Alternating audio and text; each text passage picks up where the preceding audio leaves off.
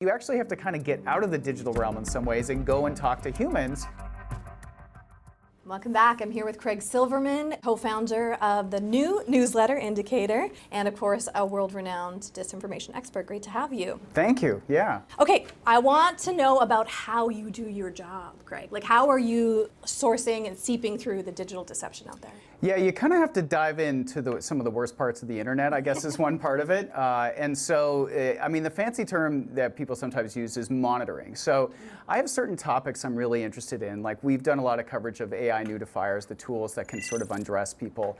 And so we think about keywords and we think about companies and tools and websites we've already found, and we might go and search and look for those on a regular basis. So a lot of it is just kind of watching, you know, on different platforms, what people are talking about. What about specific verification tools? Yeah, so I mean, some of the core stuff around visual verification, the most basic thing is reverse image search. Okay. If people aren't familiar with this, it's basically like, you know how you can go to a Google or another search engine and type in words and it will find matches for those words. Well, you can also search by image. So you can upload an image, or increasingly, just actually with your phone's camera in things like the Google app, you can actually shoot it at something and it will search that image. And so it will either look for exact copies of that image or maybe other photos of that person or other examples of that sign you might have scanned. And that really helps us when people are sharing images. I know you've been teaching journalists for years, and I assume that curriculum has changed and changed and changed. So you got to retrain. Yeah. What do you find is really changing in 2026 in terms of new tools that we have to be on top of?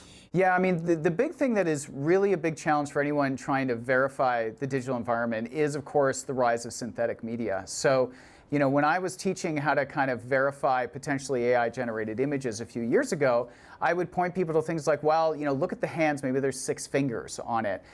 Look at their eyes, they might not be even. Do they have jewelry? You know, one earring, it doesn't match another.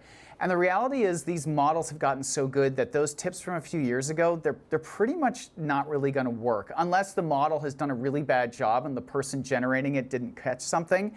The fact is, a lot of the stuff looks pretty real at this point. And so then it's about actually going to a lot of the fundamentals that have been around for a long time, which is, okay, if this is showing a person, can I figure out who this person is, when and where this video or this image took place? Can I find other people who were there to corroborate it? You actually have to kind of get out of the digital realm in some ways and go and talk to humans. So Craig, you know, you're telling people to get offline and go engage with the real world. Like, what does that practically look like?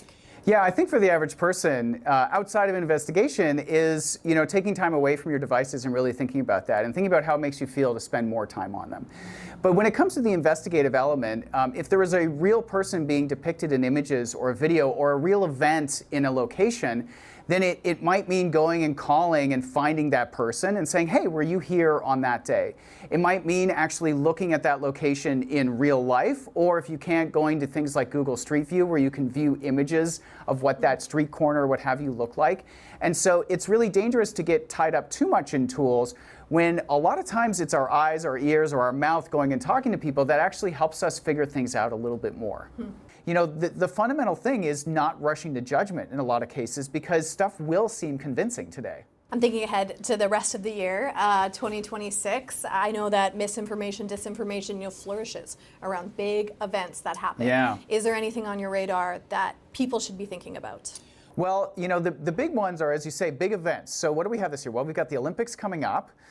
We've got a World Cup as well. And, you know, in both of these cases, like there's Canadian involvement. The World Cup, it's going to be in Canada. Right, it's here. So that presents the opportunity for foreign people to potentially kind of create some chaos and what have you. And so be aware of that. But I think with the Olympics, again, oftentimes you do see state-backed actors trying to influence social media discussion and perception around things, so be aware of that. Elections is another big area. I believe we have a mayoral election in Toronto. So, you know, just being aware, these are the moments when people are really sort of fighting, supporting, being partisans in genuine ways, but then that's also the opportunity for either domestic or foreign kind of operators to try and manipulate people. And so on those big events, just don't rush to judgment. When you see a clip of something outrageous an Olympian has said or done or something like that, you don't necessarily need to make up your mind right away. You can take time. You could go and get out of that one place you've seen it, that one social platform. Maybe go search online. Go to a regular news site you go to. Do they have anything about it? So not, moving laterally from one place to another to compare and contrast is a really good thing that people can do as well. Greg, we've talked about what scares you. Does anything give you hope? Yeah, I mean, I'm always find hope in the people who sort of do work in this area, various researchers. I often find hope in people like that teenager in the US who was a victim of non-consensual, image sharing and decided to stand up and, not just sort of kind of cower away, but actually file a lawsuit against the company that makes the tool that was used to do that. And so I find hope in those moments. And I think also in Canada, it is a crazy time right now. Lots of crazy things are going on in the US and elsewhere. And I feel like Canada overall, we're keeping our heads about us a little bit. And so I'm proud to be here and to be working from here. And I think that, for 2026, that's the message Canadians should take is to hold on, to hold fast, to not lose your mind and rush to judgment on this or rush to share that. We can sort of pay attention and have our unique perspective and not be forced into things. And your work at Indicator is helping people, so we appreciate you bringing your expertise here. Thank you for having me.